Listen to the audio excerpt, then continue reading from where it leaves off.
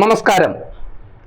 48 മണിക്കൂർ കൊണ്ട് ഇന്ത്യയെ തകർത്ത് തരിപ്പണമാക്കാൻ ഇറങ്ങിയ പാകിസ്ഥാനെ കേവലം 8 മണിക്കൂർ കൊണ്ട് യാചനയ്ക്ക് വിധേയമാക്കിയ ഓപ്പറേഷനായിരുന്നു ഓപ്പറേഷൻ സിന്ദൂർ എന്നുള്ള വിവരമാണ് ഇപ്പോൾ പുറത്തു വന്നുകൊണ്ടിരിക്കുന്നത്. ഞെട്ടിക്കുന്ന വിവരങ്ങളാണ് പാകിസ്ഥാൻ തന്നെ ഇപ്പോൾ ലോകത്തിന് കൊടുത്തിരിക്കുന്നത്.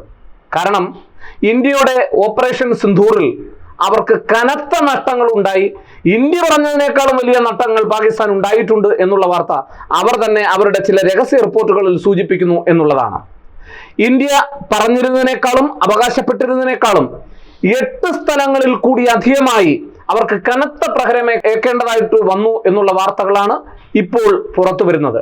പാകിസ്ഥാന് മുകളിൽ ഇന്ത്യ നടത്തിയ ശക്തമായ തിരിച്ചടി പ്രധാനമായും വ്യോമ മാർഗം ആയിരുന്നു എന്നും ആകാശത്ത് നിന്ന് വിക്ഷേപിക്കാവുന്ന ക്രൂയിസ് മിസൈലുകളുടെ പ്രഹരമായിരുന്നു പാകിസ്ഥാനെ പൂർണ്ണമായി തകർത്തത് എന്നുള്ള വാർത്തകളാണ് വരുന്നത്.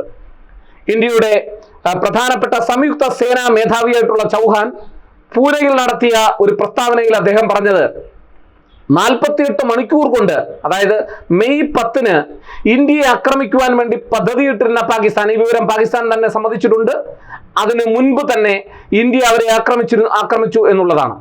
48 മണിക്കൂർ കൊണ്ട് ഇന്ത്യയെ ആക്രമിച്ച് പരാജയപ്പെടുത്താം എന്നുള്ള അമിത ആത്മവിശ്വാസത്തോടു കൂടി പുറത്തിറങ്ങിയ പാകിസ്ഥാനെ കേവലം ഏതാണ്ട് 8 മണിക്കൂറുകൾ കൊണ്ട് സമ്മർദ്ദത്തിനും വലിയ യുദ്ധത്തിലൂടെയും തോൽപ്പിച്ച് പരാജയപ്പെടുത്തി ഇന്ത്യയോട് കേണപേക്ഷിക്കുന്ന സ്ഥിതിയിൽ കൊണ്ടുചെന്ന് എത്തിച്ചു എന്നുള്ള വിവരമാണ് ഇപ്പോൾ പുറത്തു വരുന്നത്.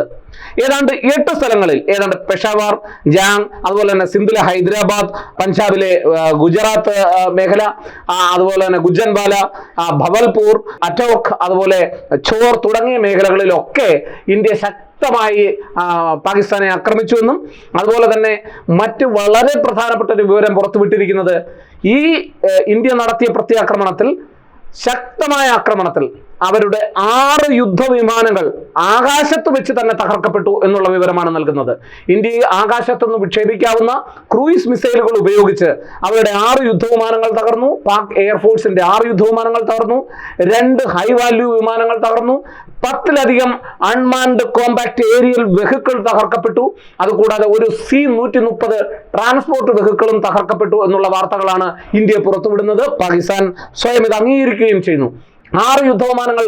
ചൗഹാൻ തന്നെ പറയുന്ന മറ്റൊരു പ്രധാനപ്പെട്ട കാര്യം, യുദ്ധത്തിൽ തുടക്കത്തിൽ, കാരണം ഒരുപാട് നാളായി കാർഗിലിന് ശേഷം ഇപ്പോൾ ടെക്നോളജികളൊക്കെ ഒരുപാട് മാറി, അതുകൊണ്ട് തന്നെ തുടക്കത്തിൽ ഇന്ത്യ ഒന്ന് കരുതിയിരുന്നു എങ്ങനെയാണ് പാകിസ്ഥാൻ ആക്രമിക്കുക, തിരിച്ചടിക്കുക എന്നൊക്കെയുള്ള കാര്യത്തിൽ. അവിടെ ഇന്ത്യക്ക് നേരിയ ഒരു തിരിച്ചടി ലഭിച്ചു. കാരണം ഇപ്പൊ സൈന്യം തന്നെ അംഗീകരിച്ചുകൊണ്ട് ഇന്ത്യയുടെ ചില യുദ്ധവിമാനങ്ങൾ നഷ്ടപ്പെട്ടതായി. പക്ഷേ എന്ത് പർപ്പസോടുകൂടി ഇന്ത്യ ഇറങ്ങി തിരിച്ചോ ആ പർപ്പസിനെ കേവലം നിസ്സാരമായ മണിക്കൂറുകൾ കൊണ്ട് ഇന്ത്യ നേടിയെടുത്തു എന്നുള്ള വസ്തുതയാണ് അദ്ദേഹം പുറത്തുവിടുന്നത്. 6 യുദ്ധവിമാനങ്ങൾ ആകാശത്ത് വെച്ച് തന്നെ തകർക്കുകയും ബാക്കിയുള്ള യുദ്ധവിമാനങ്ങൾ തകർത്തപ്പോൾ അതിനകത്ത് പ്രത്യേകം ശ്രദ്ധിക്കേണ്ടതുള്ള ഒരു പ്രധാനപ്പെട്ട കാര്യം എന്ന് പറയുന്നത്, അവരുടെ ഒരു സ്വീഡിഷ് നിർമ്മിതമായിട്ടുള്ള AEWC വിമാനം കൂടി പാകിസ്ഥാന് നഷ്ടമായി എന്നുള്ള ഒരു വാർത്തയും കൂടി ഉണ്ട്. അത് ഫലാരി വ്യോമത്താവളത്തിൽ നടത്തിയ ആക്രമണത്തിലാണ് നഷ്ടമായത്. അതുപോലെ തന്നെ പല പാക് വിമാനങ്ങളും ഇന്ത്യൻ റഡാറിൽ ഉണ്ടായിരുന്നതായും എന്നാൽ S-400 ആക്രമണത്തിന് ശേഷം അവ ഇല്ലാതായതും ഉള്ള വാർത്തകൾ വരുന്നുണ്ട്. ഇതിനെയൊക്കെ സംബന്ധിച്ചുള്ള കൃത്യമായ വിവരങ്ങൾ, ഡാറ്റാ ശേഖരണം ഇന്ത്യ നടത്തിക്കൊണ്ടിരിക്കുന്നതേ ഉള്ളൂ. മാത്രമല്ല, ഇന്ത്യ നടത്തിയിട്ടുള്ള വ്യോമ മേഖലകളിലും അതുപോലെ തന്നെ അവരുടെ വ്യോമ കേന്ദ്രങ്ങളിലും നടത്തിയിട്ടുള്ള ആക്രമണങ്ങളിൽ അവർക്ക് ധാരാളം വിമാനങ്ങൾ നഷ്ടപ്പെട്ടിട്ടുള്ളതായിട്ടും, അത് കൂടാതെ ഈ പറഞ്ഞ യുദ്ധവിമാനങ്ങൾക്ക് പുറമെ അവിടെ എയർ ബേസുകൾ ഉണ്ടായിരുന്ന മറ്റ് അനേകം വിമാനങ്ങൾക്ക് കേടുപാടുകൾ സംഭവിച്ചതായും ചിലതൊക്കെ പൂർണ്ണമായി തകർക്കപ്പെട്ടതായിട്ടുമുള്ള വാർത്തകളുണ്ട്. അതിനെ സംബന്ധിച്ചുള്ള കൃത്യമായ ഡാറ്റ വന്നുകൊണ്ടിരിക്കുന്നതേ ഉള്ളൂ. ഇന്ത്യ വിവരശേഖരണം നടത്തിക്കൊണ്ടിരിക്കുന്നതേ ഉള്ളൂ. എന്തായാലും ഇപ്പോൾ അവകാശപ്പെട്ടത് പാകിസ്ഥാൻ പോലും അംഗീകരിച്ചിട്ടുള്ള കാര്യമാണ് എന്നുള്ളതാണ് ഏറ്റവും ശ്രദ്ധേയമായ കാര്യം. മറ്റൊരു പ്രധാനപ്പെട്ട കാര്യം കൂടി ചൗഹാൻ പറഞ്ഞിട്ടുണ്ട്. നമ്മൾ ബ്രഹ്മോസ് മിസൈൽ ഉപയോഗിച്ചല്ല ഈ ആകാശത്ത് നിന്നുള്ള പലപ്പോഴും ഈ പാകിസ്ഥാന്റെ വിമാനങ്ങളെ തകർത്തെറിഞ്ഞത് എന്നുള്ള ഒരു വാർത്തയും കൂടി അദ്ദേഹം പറയുന്നുണ്ട്. കാരണം അത് വേണ്ടി വന്നില്ല.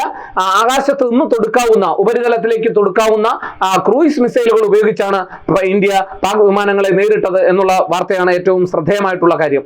മറ്റൊരു രസകരമായ കാര്യം, ഇന്ത്യയുടെ റഫാൽ അതുപോലെ തന്നെ സുഖായ് 30 വിമാനങ്ങൾ ഉപയോഗിച്ച് ഉപയോഗിച്ച് പാകിസ്ഥാൻ ഇന്ത്യക്കെതിരെ ഉപയോഗിച്ച ധാരാളം ചൈനീസ് നിർമ്മിത ഡ്രോണുകളെ പൂർണ്ണമായി തകർത്തെറിഞ്ഞു എന്നുള്ള വാർത്തകളും ഇന്ത്യ പുറത്തുവിടുന്നുണ്ട്. ഇന്ത്യ ഇതിനെ സംബന്ധിച്ച് കൃത്യമായ വിവരശേഖരണം നടത്തിക്കൊണ്ടിരിക്കുന്നതായും പറയുന്നു. എന്തായാലും ഒരു കാര്യം ഉറപ്പാണ്, 48 മണിക്കൂർ കൊണ്ട് മെയ് 10 ഇന്ത്യയെ ആക്രമിച്ച് ഇല്ലാതാക്കാം എന്ന് കരുതി തുനിഞ്ഞിറങ്ങിയ പാകിസ്ഥാൻ കേവലം 8 മണിക്കൂർ കൊണ്ട് അടിയറവ് പറയേണ്ടി വന്നു എന്നുള്ളതാണ് ഏറ്റവും രസകരമായ കാര്യം. ഇപ്പോൾ അമേരിക്കൻ പ്രസിഡന്റ് ട്രംപ് തന്നെ ഇന്ത്യയും പാകിസ്ഥാനും തമ്മിലുള്ള ഈ പ്രശ്നത്തിൽ തങ്ങൾ ഇടപെട്ടുവെന്നും അമേരിക്കൻ പ്രസിഡന്റായ ട്രംപിന്റെ സമ്മർദ്ദത്തെ തുടർന്നാണ് രണ്ടുപേരും യുദ്ധത്തിൽ നിന്ന് പിന്മാറിയതെന്നും ഒക്കെയുള്ള വാർത്തകൾ വരുന്നുണ്ടെങ്കിലും ഇന്ത്യ അത് പരിപൂർണമായി നിഷേധിച്ചിട്ടുണ്ട്. കാരണം ഒരുപക്ഷെ പാകിസ്ഥാൻ അങ്ങനെ ചെയ്തിട്ടുണ്ടാകാം. കാരണം അവരുടെ റാവൽപിണ്ടിയിലും കിരാന കുന്നുകളിലും ഒക്കെ ഇന്ത്യയുടെ ബ്രഹ്മോസ് മിസൈൽ ആക്രമണം നടത്തിയപ്പോൾ അവർ പ്രതീക്ഷിച്ചതിനേക്കാൾ വലിയ കനത്ത തിരിച്ചടി നേരിട്ടതായും അതിന്റെ അടിസ്ഥാനത്തിൽ അവർ പെട്ടെന്ന് ഭയന്നു പറച്ച പാകിസ്ഥാൻ പെട്ടെന്ന് ചില തീരുമാനങ്ങളിലേക്ക് പോയതായും പറയപ്പെടുന്നു. ഒരുപക്ഷെ ഡൊണാൾഡ് ട്രംപിന്റെ സമ്മർദ്ദവും പാകിസ്ഥാന് മുകളിൽ വന്നിരിക്കാം. എന്നാൽ ഇന്ത്യ പൂർണ്ണമായി നിഷേധിച്ചു. കാരണം ഇന്ത്യ തുടക്കം മുതൽ തന്നെ ഇന്ത്യക്ക് ഒരു നയമുണ്ട്. ഇന്ത്യ ഒരു കാരണവശാലും ഒരു മൂന്നാം ശക്തിയെ ഇന്ത്യ പാകിസ്ഥാൻ തർക്കത്തിൽ ഇടപെടുന്നതിന് വേണ്ടിയോ അല്ലെങ്കിൽ ഇത്തരം കാര്യങ്ങളിലോ ഇടപെടുന്നതിന് വേണ്ടിയുള്ള അനുവാദം നൽകിയിട്ടില്ല. അതുകൊണ്ട് തന്നെ ഇന്ത്യ ഡൊണാൾഡ് ട്രംപിന്റെ ഇത്തരത്തിലുള്ള സമ്മർദ്ദം ഉണ്ടായി എന്നുള്ള വാർത്തകളെ പരിപൂർണമായി നിഷേധിക്കുകയും ഇന്ത്യ കൃത്യമായി പറഞ്ഞു പാകിസ്ഥാന്റെ DGMO ആവശ്യപ്പെട്ടതിനെ തുടർന്നാണ് തങ്ങൾ വെടിനിർത്തലിന് തയ്യാറായത് എന്നുള്ളതുമാണ്. പാകിസ്ഥാൻ കരുതിയതിനേക്കാൾ വലിയ കനത്ത പ്രകരം ഉണ്ടായി എന്ന് അവർ തന്നെ സമ്മതിക്കുകയാണ്. പാകിസ്ഥാന് കനത്ത നഷ്ടം ഉണ്ടായിട്ടുണ്ട്.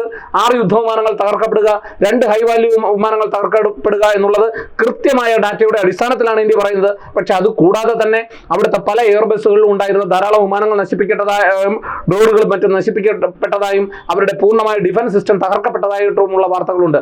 പക്ഷേ ഈ വാർത്തകളൊക്കെ സംബന്ധിക്കുന്ന വിവരശേഖരണം ഇന്ത്യ നടത്തി വരുന്നതേ ഉള്ളൂ എന്നുള്ളതാണ് ഏറ്റവും ശ്രദ്ധേയമായിട്ടുള്ള മറ്റൊരു പ്രധാനപ്പെട്ട കാര്യം. ബെന്യാനൂർ മർസസ് എന്ന് പറയുന്ന അവരുടെ ഒരു രഹസ്യരേഖ ഇപ്പോൾ പാകിസ്ഥാൻ ആഭ്യന്തര വിഭാഗം പുറത്തുവിട്ടിട്ടുണ്ട്. അത് രഹസ്യരേഖയാണ്, അവരുടെ സൈന്യത്തിനാണ് നൽകിയിട്ടുള്ളത്. ആ രേഖയിലും ഇന്ത്യ പാകിസ്ഥാൻ ഇതിനെ സംബന്ധിച്ച് അവർക്കുണ്ടായ നഷ്ടത്തെക്കുറിച്ച് കൃത്യമായിട്ടുള്ള വിവരങ്ങൾ നൽകുന്നുണ്ട്. അതിലും ഇന്ത്യയോടും ലോകത്തോടും പറഞ്ഞതിനേക്കാൾ വലിയ ഒരു കനത്ത നഷ്ടം പാകിസ്ഥാൻ ഉണ്ടായിട്ടുണ്ട് എന്നുള്ള വാർത്തകളാണ് അവർ പുറത്തുവിട്ടുകൊണ്ടിരിക്കുന്നത്. എന്തായാലും ഇന്ത്യൻ വ്യോമസേന ഉപയോഗിച്ച ക്രൂയിസ് മിസൈലുകൾ തന്നെയാണ് പാകിസ്ഥാന്റെ നട്ടെല്ല് തകർത്തത് എന്നാണ് അനിൽ ചഹാൻ പറഞ്ഞിരിക്കുന്നത്. ഇന്ത്യയുടെ സുഖോയ് വിമാനങ്ങളും മിറാഷ് വിമാനങ്ങളും ചേർന്നാണ് പാകിസ്ഥാനെ പരിപൂർണമായി പരാജയപ്പെടുത്തുന്നതിനെ സഹായിച്ചത്. അതുകൂടാതെ S-400 എന്ന് പറയുന്ന ഇന്ത്യയുടെ പ്രതിരോധ സംവിധാനം, റഷ്യയുടെ സഹായത്തോടെയുള്ള സുദർശൻ ചക്ര എന്ന പ്രതിരോധ സംവിധാനം പൂർണ്ണമായും പാകിസ്ഥാന്റെ ഇന്ത്യക്കെതിരെ ഉപയോഗിച്ച മിസൈലുകളെയും പാകിസ്ഥാനിൽ നിന്ന് വന്ന വിമാനങ്ങളെയും അതുപോലെ തന്നെ അവരുടെ ഡ്രോണുകളെയും പരിപൂർണമായി തകർത്തെറിഞ്ഞു എന്നുള്ളതാണ്. ഇന്ത്യയെ സംബന്ധിച്ചിടത്തോളം ഇതൊരു ഉജ്ജ്വല വിജയമായിട്ടാണ് കണക്കാക്കപ്പെടുന്നത്. ഒരുപക്ഷെ 3 സേനകളുടെയും സംയുക്ത സേനകളുടെ ഒരു സഹായം ഈ ഓപ്പറേഷൻ ഉണ്ടായിട്ടുണ്ട്. ഇന്റലിജൻസ് സംവിധാനവും അതുപോലെ തന്നെ ആർട്ടിഫിഷ്യൽ ഇന്റലിജൻസ് ഉൾപ്പെടെയുള്ള അവയുടെ സഹായത്തോടു കൂടിയുള്ള ഒരു പ്രിസിഷൻ അറ്റാക്ക് ആയിരുന്നു ഇന്ത്യ ഇത്തവണ നടത്തിയിട്ടുള്ളത്. അത് പാകിസ്ഥാന്റെ നടുവൊടിച്ചു എന്നുള്ളതാണ്. പാകിസ്ഥാൻ അമിത ആത്മവിശ്വാസത്തോടുകൂടി 48 മണിക്കൂർ കൊണ്ട് ഇന്ത്യയെ കെട്ടുകെട്ടിക്കാൻ ഇറങ്ങിയ പാകിസ്ഥാന് 8 മണിക്കൂർ കൊണ്ട് വാലും ചുരുട്ടി അകത്തു പോകേണ്ടി വന്ന, അല്ലെങ്കിൽ യുദ്ധം വെടിനിർത്തലിന് വേണ്ടി കെഞ്ചേണ്ടി വന്ന ഒരു സാഹചര്യം ഉണ്ടായിരുന്നു എന്നുള്ളതാണ്. ഇപ്പോഴും പാകിസ്ഥാൻ അവകാശപ്പെടുന്നത് 1971-ലെയും 65-ലെയും ഒക്കെ യുദ്ധത്തിൽ തങ്ങൾ ജയിച്ചിരുന്നു എന്ന് അവകാശപ്പെടുന്ന പാകിസ്ഥാന് ഇപ്പോഴും അവർ പറയുന്ന ഈ യുദ്ധത്തിൽ തങ്ങൾ ജയിച്ചു എന്ന് തന്നെയാണ്. ലോകം മുഴുവനും തെറ്റായ മാധ്യമ പ്രചരണം നടത്തുകയും തെറ്റായ വാർത്തകൾ എത്തിക്കുകയും ചെയ്യുന്ന പാകിസ്ഥാന് വെല്ലുവിളി ഉയർത്തിക്കൊണ്ട് ഇന്ത്യ പല ഡാറ്റകളും ചിത്രങ്ങളും ഉൾപ്പെടെയാണ് പുറത്തുവിടുന്നത്. പാകിസ്ഥാൻ നമ്മുടെ എയർബേസ് തകർത്തു എന്ന് പറഞ്ഞപ്പോൾ ആ എയർബേസിൽ പോയി ഇന്ന് പത്രസമ്മേളനം നടത്തിയാണ് നമ്മുടെ സൈനിക മേധാവിമാരും പ്രധാനമന്ത്രിവരും ലോകത്തോട് കാണിച്ചു കൊടുത്തത്. ഇന്ത്യ ആകട്ടെ പാകിസ്ഥാന് മേൽ നടത്തിയ അതിശക്തമായ ആക്രമണത്തെ തോത് കുറച്ചാണ് കാണിച്ചത്. നമ്മൾ ഒരിക്കലും വലിയ അവകാശവാദങ്ങൾക്ക് പോയില്ല. പാകിസ്ഥാൻ തന്നെ ഒടുവിൽ ഓരോരോ കാര്യങ്ങളായി പുറത്തുവിട്ടുകൊണ്ടിരിക്കുന്ന രസകരമായ ഒരു കാര്യത്തിലേക്ക് അവരെ കൊണ്ട് ചെന്ന് എത്തിച്ചു എന്നുള്ളതാണ് ഏറ്റവും ശ്രദ്ധേയമായ കാര്യം. എന്തായാലും ഇനി ഇതുവരെയും ഒരിക്കലും പാഠം പഠിക്കാത്ത, പല പ്രശ്നങ്ങളിൽ നിന്നും ഒരിക്കലും പാഠം പഠിക്കാത്ത പാകിസ്ഥാന് ഇതൊരു കനത്ത പാഠമായി മാറിയെങ്കിൽ എന്നാണ് നമ്മൾ ആഗ്രഹിക്കുന്നത്.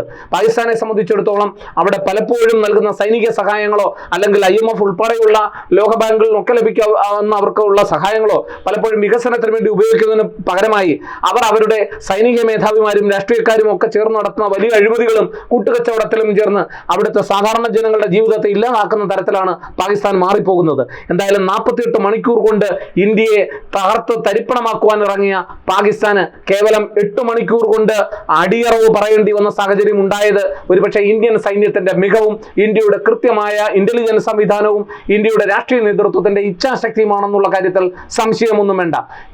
ഇന്ത്യയുടെ രാഷ്ട്രീയ സംവിധാനം ഒറ്റക്കെട്ടായിട്ടാണ് ഇന്ത്യ പാകിസ്ഥാൻ യുദ്ധസമയത്ത് നിലകൊണ്ടത്, ഇന്ത്യയുടെ യുദ്ധസമാനമായ സാഹചര്യത്തിൽ നിലകൊണ്ടത് എന്നുള്ളതാണ് ഏറ്റവും ശ്രദ്ധേയമായിട്ടുള്ള കാര്യം. എന്തായാലും ഇന്ത്യ നടത്തിയ പ്രത്യാക്രമണത്തിൽ ഞെട്ടിക്കുന്ന വാർത്തകളാണ് ഇപ്പോൾ പുറത്തു വരുന്നത് എന്നതാണ് ഏറ്റവും ശ്രദ്ധേയമായ കാര്യം. പാകിസ്ഥാന്റെ നടുവൊടിച്ചുകൊണ്ട് അവരുടെ പ്രധാനപ്പെട്ട യുദ്ധതന്ത്രങ്ങളിൽ വിള്ളൽ വീഴ്ത്തിക്കൊണ്ട് അവരുടെ പ്രധാനപ്പെട്ട യുദ്ധവിമാനങ്ങളെയും ഡ്രോണുകളെയും പ്രതിരോധ സംവിധാനങ്ങളെയും തകർത്തെറിഞ്ഞുകൊണ്ട് ഇന്ത്യ അതിശക്തമായ പ്രകടനം കാഴ്ചവെക്കുകയും ഇന്ത്യക്ക് കേവലമായ വളരെ നിസ്സാരമായ ചില നഷ്ടങ്ങൾ ഉണ്ടായപ്പോൾ അതിനെ പെരുപ്പിച്ച് കാണുവാൻ ശ്രമിച്ച എല്ലാവർക്കും മറുപടി നൽകിക്കൊണ്ട് അതിശക്തമായ തിരിച്ചടി തങ്ങൾക്ക് കിട്ടിയെന്ന് പാകിസ്ഥാനെ കൊണ്ട് തന്നെ പറയിക്കുന്ന തരത്തിൽ ഇന്ത്യ എത്തിച്ചത് പാകിസ്ഥാൻ ഒരു പാഠമാകട്ടെ എന്ന് നമുക്ക് ആഗ്രഹിക്കാം, പ്രാർത്ഥിക്കാം.